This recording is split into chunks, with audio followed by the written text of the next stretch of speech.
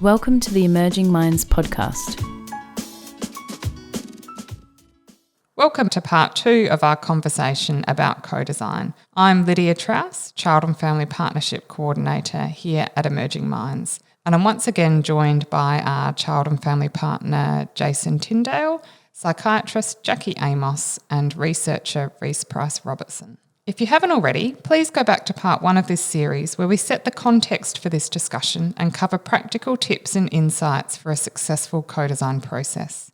This second episode looks at the reflections and lessons learned during the writing of this co-design paper. Jason, Jackie and Rhys, welcome back. Hi. Hi. Hello. Jason, I was wondering if you could start us off by talking about the importance of relationships for you in the co-design process. I think it's important that the people that you gather together are aware that there's going to be different dynamics involved when you gather a group together. So it's important to be prepared for that. For example, I knew that Jackie was a psychiatrist. I have had bad experiences with psychiatrists in the past in the clinical setting. So I was quite nervous, I was quite apprehensive. And then meeting Jackie was a whole different experience. But I knew I had to go into it with an open mind. So I think as far as relationships are concerned, going in with an open mind so that you can be prepared for the situation that comes to hand. That was probably the most important thing for me with relationships, was just going in with an open mind. Well said, Jason. Jackie, did you have any reflections on the relational and attitudinal aspects that help us succeed? I'm just recalling there was a very particular moment when we were introducing ourselves where I was suddenly relieved that I went last, because both Jason and Rhys shared about themselves personally as well as the roles they'd had. And I think that there was a moment where Rhys introduced himself personally in a very full way, and I suddenly went, I can bring all of myself to this process, not just my psychiatrist self. And so I think one of the things that was very key for me was realising that whatever aspects of myself get missed out of my role, and I hope there are not too many, but there are obviously some, that I needed to draw on all of who I am in order to be able to meet both Rhys, Jason and yourself kind of fully, respectfully and genuinely, or sort of with that authenticity. If I'm missing any part of myself in this process, then something is gone out of my authenticity. So that sits alongside that open-mindedness that Jason's referred to, that I think is central. It was that sense that I had to bring all of who I am, not parts or an edited version. When Jason was talking about being prepared for the dynamics, I was nodding along to that. An important part of ensuring that good relationships ensue in projects like this is probably about carefully choosing the type of people that are going to be involved. Because I think, again, Jason, you were talking about it's important that people feel, comfortable in relationships and there being a kind of trust. And I think that's actually vitally important. I think that I'm really interested in the idea of emergence. What can emerge when the conditions are there, when there's an openness, when people trust in the process. And there are so many ways that the openness that's necessary for that, and the time and the trust and the comfort can get derailed. There's just so many ways that could get derailed, and then you won't get the emergence of really interesting things. Really, relationships of trust and comfort and reciprocity are really important. And also, I think in terms of preparing for the dynamics, it's probably important to choose the right people to the extent that you can. Yeah, I think we were definitely really lucky that I think it was very quickly apparent that we were all going to enjoy each other's company and get along, which I think made the project hugely enjoyable. I was wondering if anyone had any reflections on how it might have been, or tips for people if they find themselves in a co-design process where everyone might not be on the same page or things might not be going smoothly. I think it's important that you have someone like yourself, Lydia, a support person for the person with lived experience, just to be there, and also as a facilitator to make sure that people supported.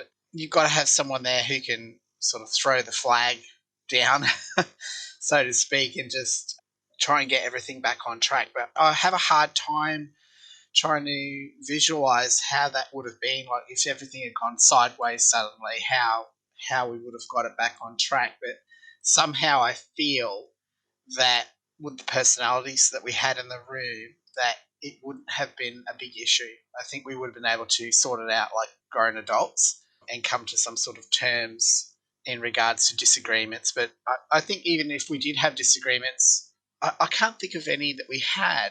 If we did have any, they were smoothed out pretty quickly because I can't remember anything like that. But I think having supports in place is important in that respect. I was just picking up on the word that you used, Jason, disagreements. And I think one of the things that didn't happen so much for us, but that could be complicated in a process, is if you ran into a situation where differing perspectives led to disagreement. And so part of what I was thinking about is that it kind of, the onus is on each participant, I think, to recognise when they start to want to defend their perspective or stay in their own viewpoint and dig in and convince others of that perspective. And so probably having people who can self-monitor around becoming defensive and allowing themselves to then reconnect with the vulnerability that probably lies behind the defensiveness. And also to understand that differing perspectives don't mean one person's good and one person's bad, or one perspective is good and one is bad, but trying to get out of that kind of binary of good and bad into what we can learn from each other. And I think, that can be complicated, but awareness and self-monitoring, and maybe a contract at the start around how people might do that. Both a contract that people should do that, but some support and ideas about how people might do that and how they might recognise defensiveness when it's arising could facilitate this kind of process where differing perspectives didn't for us become disagreement, but could easily become disagreement with a different set of people or a different set of vested interests. Just picking up on things that you both said, I completely agree with you, Jason, around the importance of Lydia's role in situations where things weren't operating so smoothly. In our project, Lydia had a light touch, but you can imagine as projects, if they were getting more complicated or if there was disagreements or ruptures, then it would be necessary for someone in a role like Lydia's to step in more and play a more active role. And I think it's an interesting point, the one about the disagreements. There wasn't a whole heap at stake in our project. We were writing a paper and it was important to us, but there wasn't like heaps at stake. You can imagine a co-design project, say, where it was different. It was about setting up some kind of organization, and there was a huge amount of funding involved, and there were different players and different kind of intersecting forces. It might feel like there was a whole lot more at stake, and I imagine in situations like that, there's going to be a much greater chance that there's going to be disagreements or different perspectives or ruptures.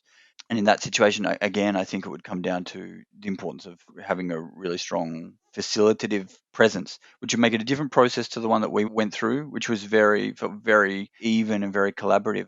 I think from my perspective, thinking about my role, if we were doing this process with a group of different people who maybe were not sharing power quite so equitably, I think it would be important for me to have support from an organisation. Emerging Minds as the organisation creates this authorising environment for co-design to happen, and I'm very well supported by the organisation in doing this kind of work, and so that I think would give me a lot of confidence to have a more assertive facilitating role if that were required. So I think that that's an important feature as well.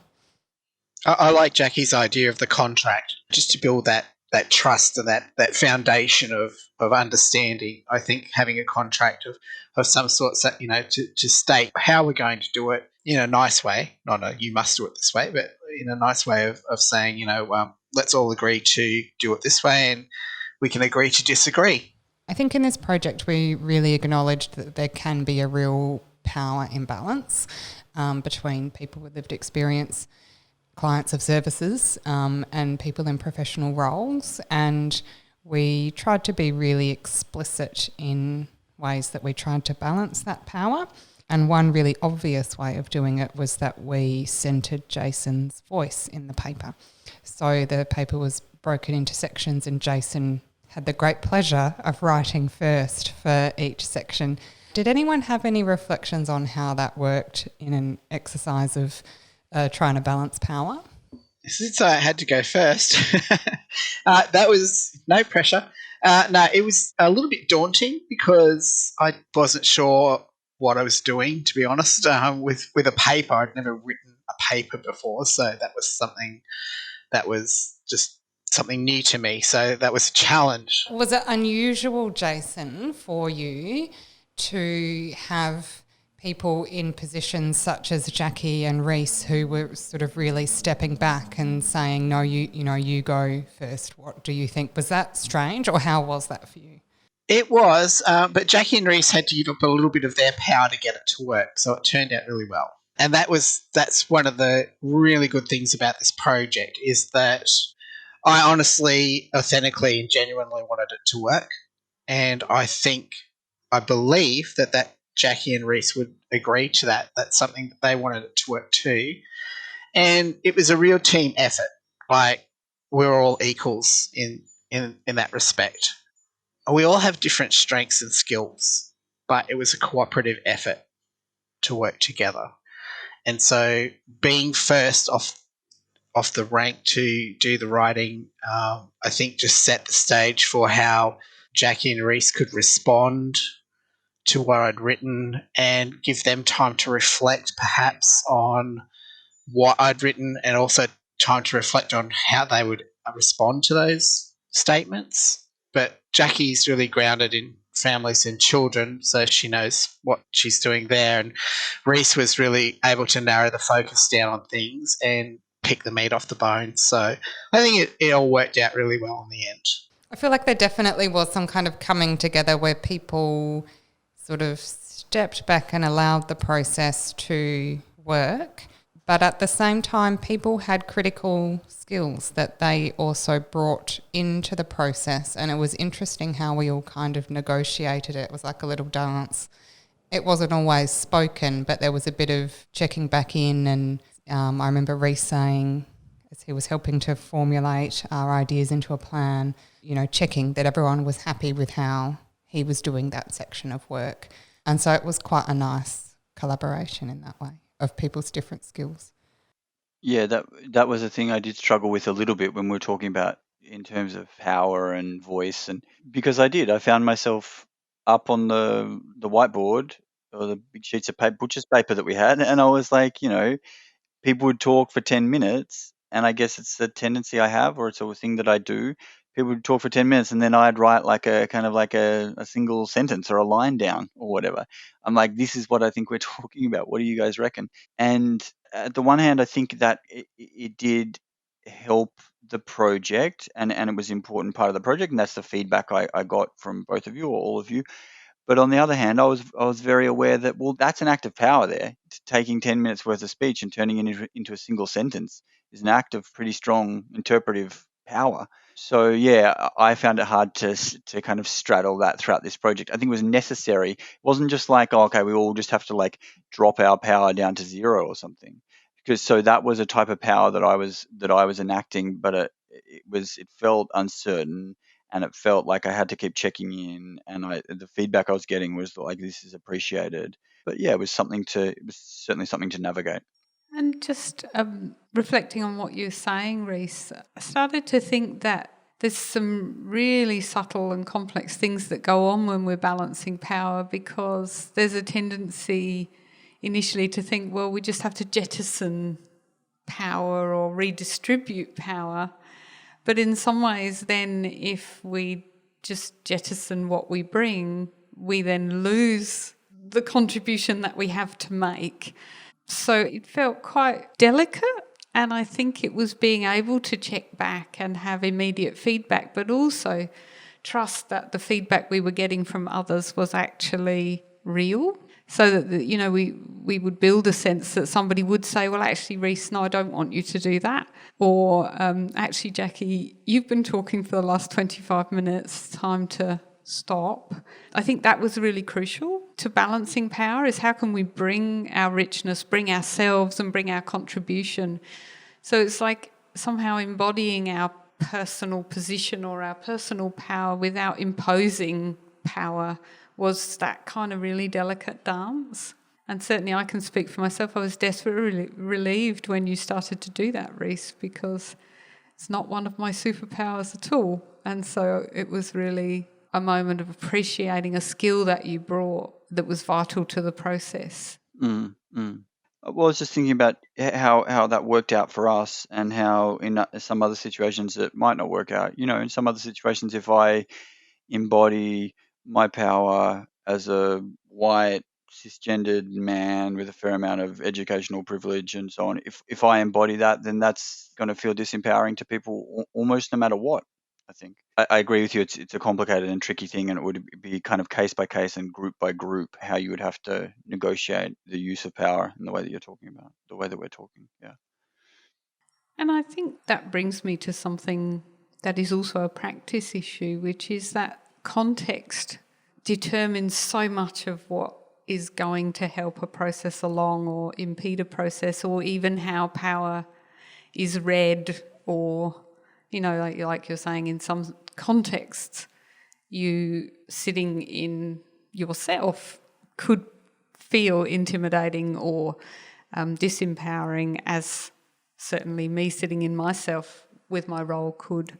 So there was something about the need for each particular context, for the balance and the negotiations and the delicacies to be attended to, rather than thinking that there's one way to balance power. But certainly a very important first step is that we understand the power that we carry or the power that we don't carry, so that we can nuance things within a certain context. If we don't know that we have power or don't have power, or traditionally inhabit a certain position, then we won't know how to navigate from that position into a new one. I think this is sort of starting to highlight how unique each group of people coming together would be, and the kind of work that they might be trying to achieve together, and just how vastly different it would be in every single co-design process. And I think that's why sharing co-design work in this way lets others hear little tips and tricks that they might be able to take, and knowing that not all of them are going to be relevant for their work and their situation, because it will be so vastly different in each context. One of the things that I was reflecting on is, because you all brought so much of yourselves to this project, the outcome, which is the paper, is something that you all really care about and are invested in, and it's an important piece of work. What was it like seeking feedback on the paper initially, and was it harder than maybe other pieces of work or other things you've received feedback on in the past that haven't been co-designed?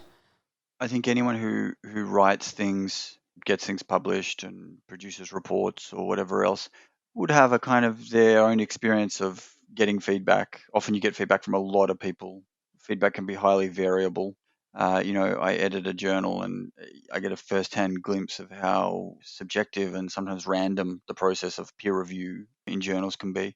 And what I've found is sometimes it's necessary for me to be open. I think often it's necessary to have an openness to feedback and to be really prepared to hear what people are saying, and really prepared to see that your paper could, or that your work could be improved. And very often it is through the process of getting feedback.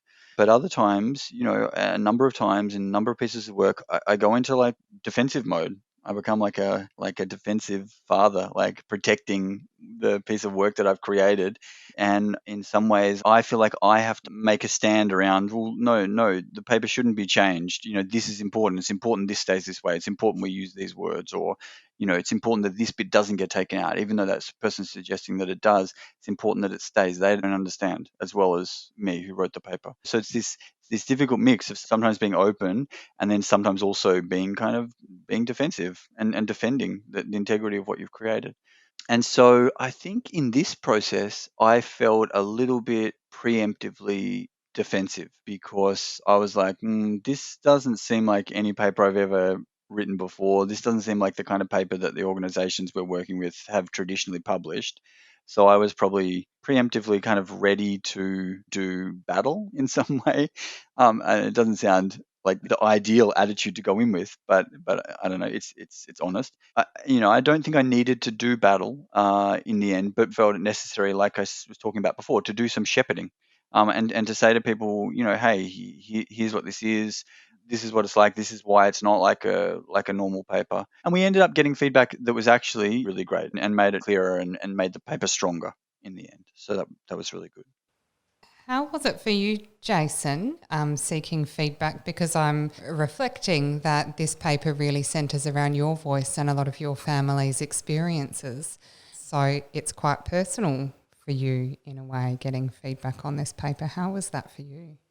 Yeah, I was really nervous because I just thought, as Rhys pointed out, it's not a paper that's sort of been done before or is common in those circles where it's been distributed to. So I was really nervous, thinking, well, how is, say, some clinical professionals perhaps reading it, how are they going to take what I've said? And I was quite critical of clinical psychiatrists. And I was just worried that, maybe people would read it and go, oh, it wasn't great, or that my experiences weren't interesting enough, or that my voice wasn't strong enough to get across what we were trying to do.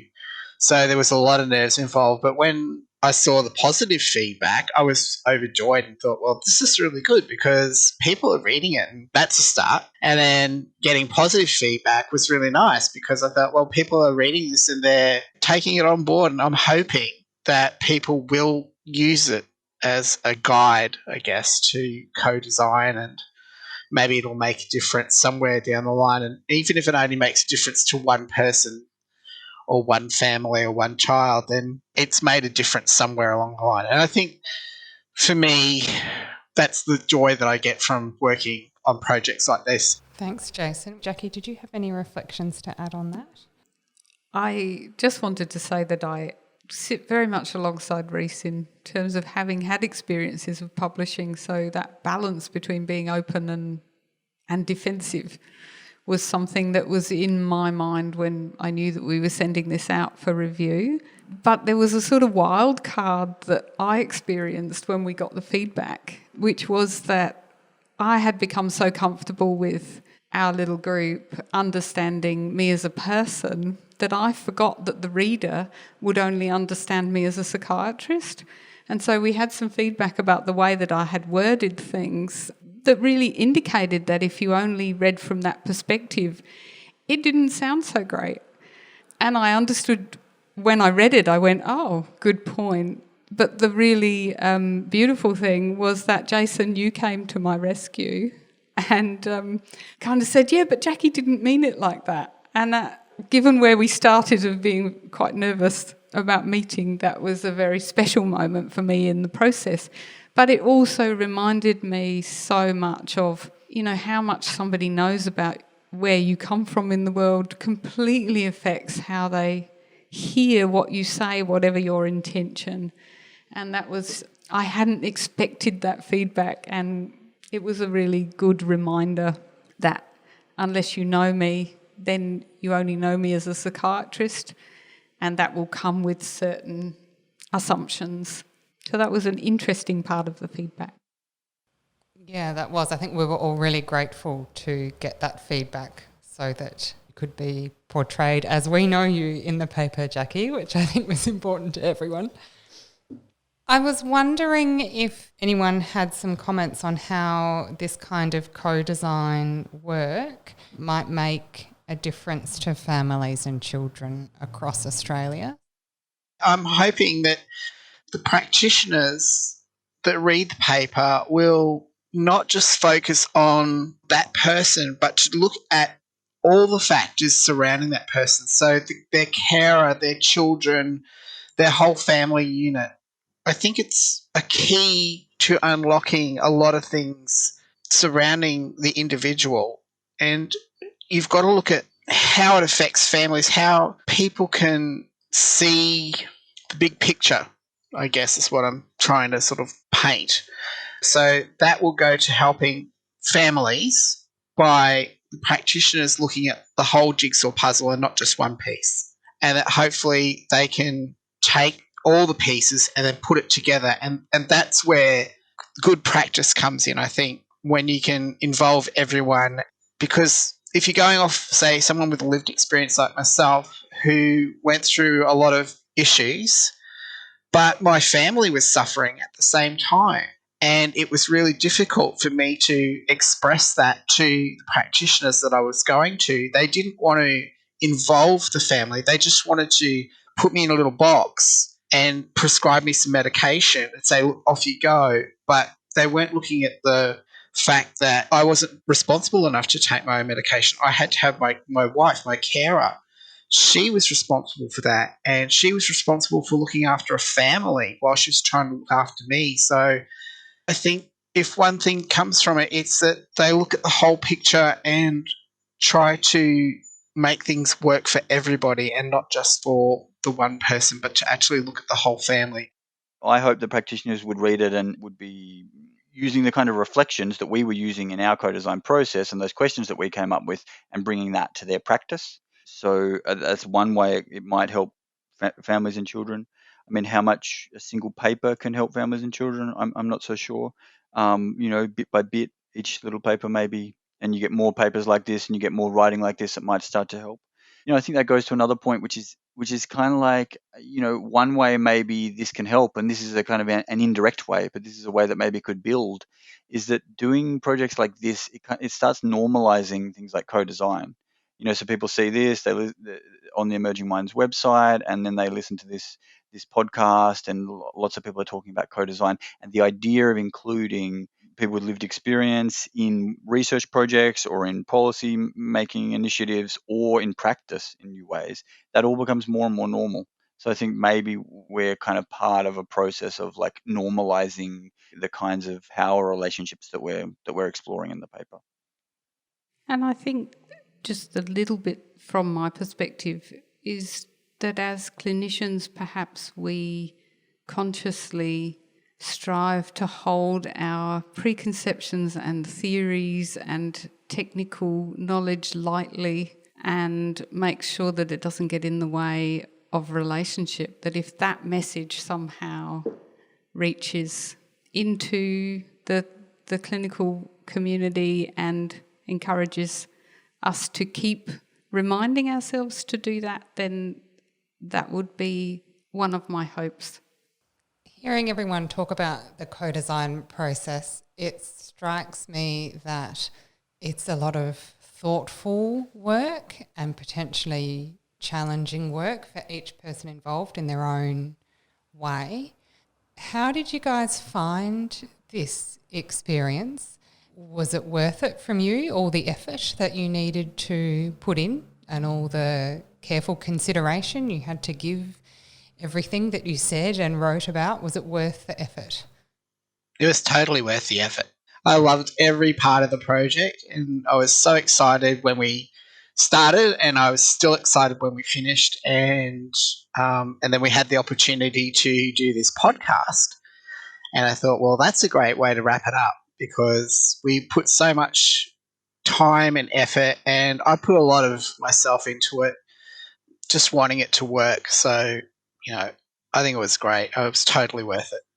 I agree that it was totally worth it. A personal kind of side effect, if you like, of being engaged in this project that has been just a delight for me is that I have struggled for many years straddling two worlds, the world of psychiatry and the world of Gestalt psychotherapy, and have, for better or for worse, undervalued the Gestalt side of things, perhaps in my public life, but completely relied on it in my practice with families. And this process, I suppose, privileged my Gestalt voice, and so I have become much more confident in coming from that place more publicly in my thinking, my writing and my work, and that's just been lovely for me. Well, yes, I'm in a strong agreement with the others that yes, it was definitely worth it, the time and effort that we put into this. Just before we recorded this podcast, I was reading over the paper again, and I hadn't read it probably since we published it. And I liked it. I was reading it, and I was like, yeah, this is good. Yeah, we said good stuff. This is interesting. So it was worth it in one sense, like we produced something nice, produced something that seems to be of value, and that's interesting and it's different. But also, I think there's an intrinsic value that I've found of just kind of like going through the certain processes you can go through that have value in and of themselves, even if we never published the paper. Let's say the paper got held up or we never ended up finishing it. I still think there would have been value in us, working through the things that we worked through, and there probably would have been value for each of us individually.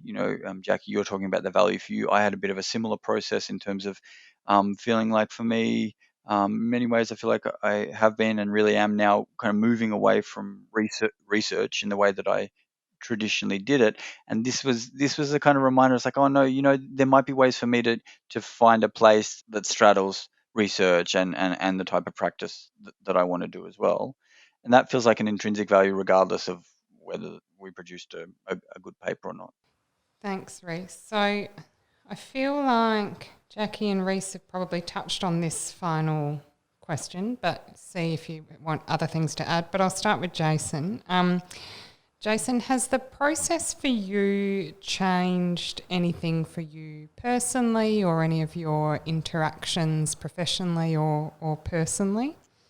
Yes, I don't have such animosity towards psychiatrists anymore.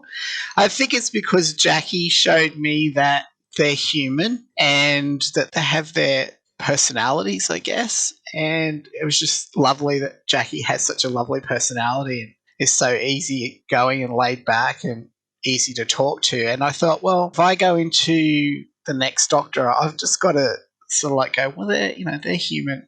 I've just got to maybe refer them to this paper. But it's given me an opportunity, I guess, to just look at all of the different things that I've done in the past, and it's just another little, I guess, feather in my cap to say that, I've worked on a project that I feel really proud of. And I think that that's worked for me really well, and that it's just been a pleasure to work with everyone, and it was a good project. And we didn't know where it was going to go when we first got together. We really had no idea, I guess, of how it would turn out. We just had, I guess, little arrows pointing us in the direction where we wanted to go, and we followed our hearts and we came up with something that was really nice. Yeah. I think I would add that doing this co-design process has reaffirmed that the process works, and that at the start you don't know what you're doing, you don't know where you're going, you've got a rough idea, you've got a few constraints, maybe budget or timeline, but really you need to trust the co-design process will get you through. And in this case it definitely did get us through, and it's probably the highlight of my year was being involved in writing this paper. So it was a real honour to work alongside the three authors.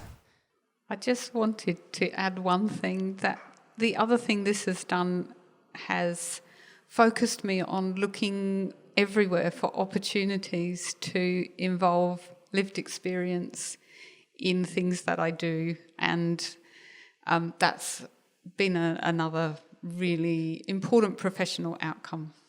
Excellent. Thank you for your time today sharing these reflections. You've highlighted the importance of relationships, having an open mind, embracing authenticity, power sharing and equity in the co-design process. You've also spoken about how we hope co-design processes like these might make a difference to families and children. We hope this series has shown you some of the possibilities co-design offers and encouraged you to give it a go. You can find a link to our co-design paper in the show notes. Thank you for listening. Visit our website at www.emergingminds.com.au to access a range of resources to assist your practice. Brought to you by the National Workforce Centre for Child Mental Health, led by Emerging Minds. The National Workforce Centre for Child Mental Health is funded by the Australian Government Department of Health under the National Support for Child and Youth Mental Health Program.